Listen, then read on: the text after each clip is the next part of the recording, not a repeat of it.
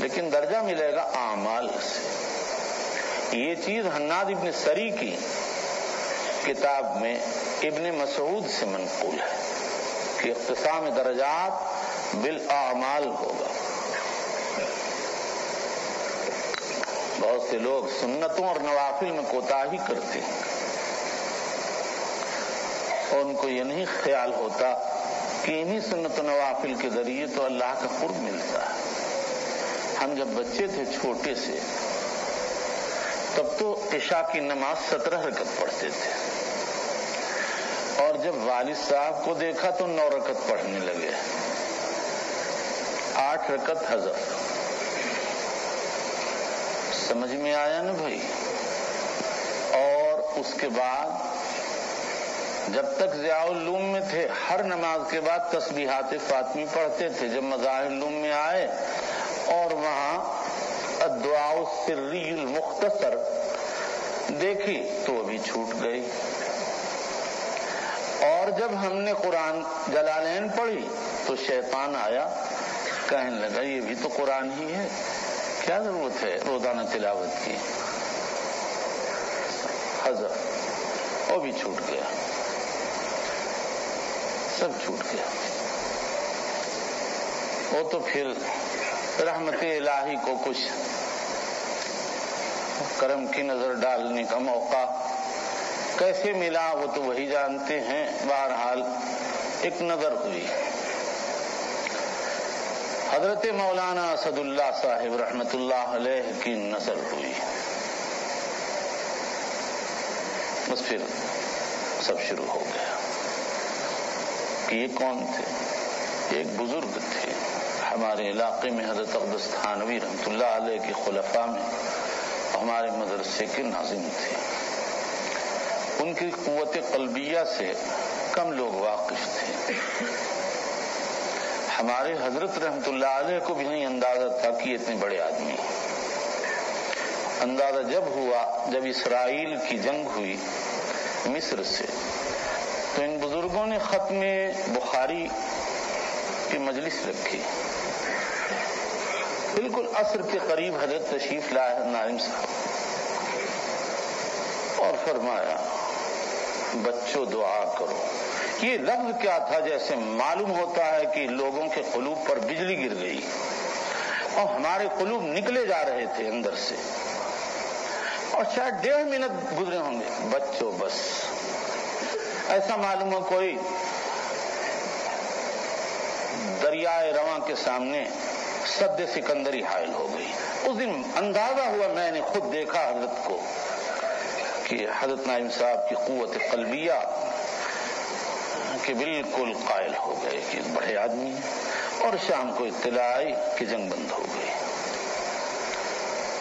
تو ایسے ایک دن میں بیمار پڑا تھا، میں نے حضرت کے ہاں پیغام بھیجا ناظم صاحب کے ہاں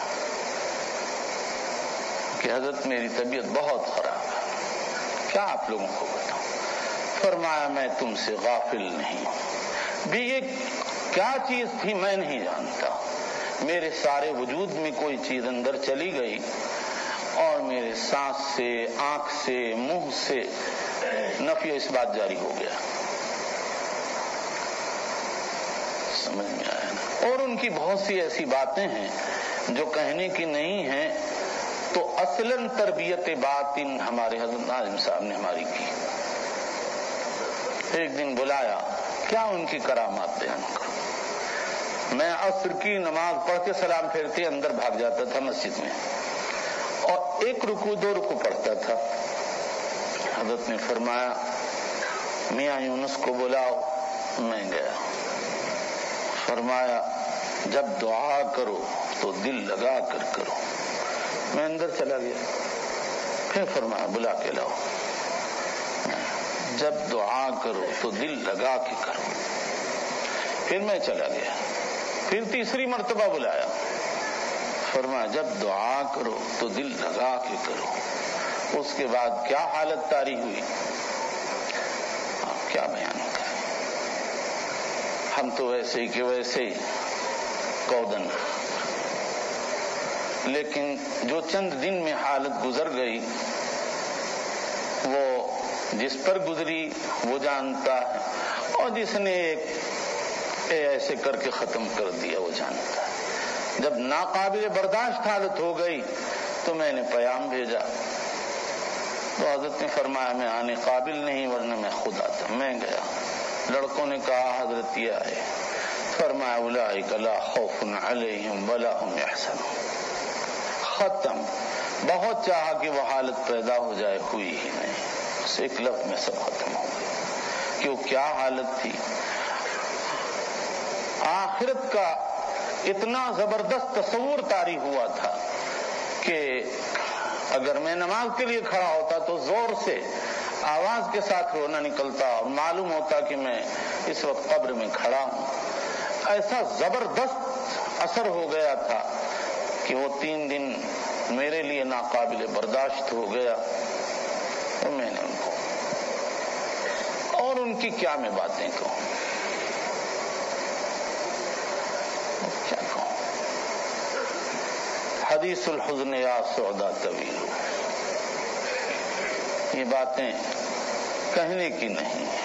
ایک دن میں بیٹھا تھا مجلس میں، کشف و کرامات کا خیال آیا، اسی وقت فرمایا اس سے تمہارا کیا فائدہ، ایک مرتبہ سبحان اللہ کہو گے 1 درجہ بڑھ جائے گا۔ اور ان کی باتیں ہی عجیب ہوتی تھی۔ ما رأیناہ سقطت لہ دعوی وللہ الحمد،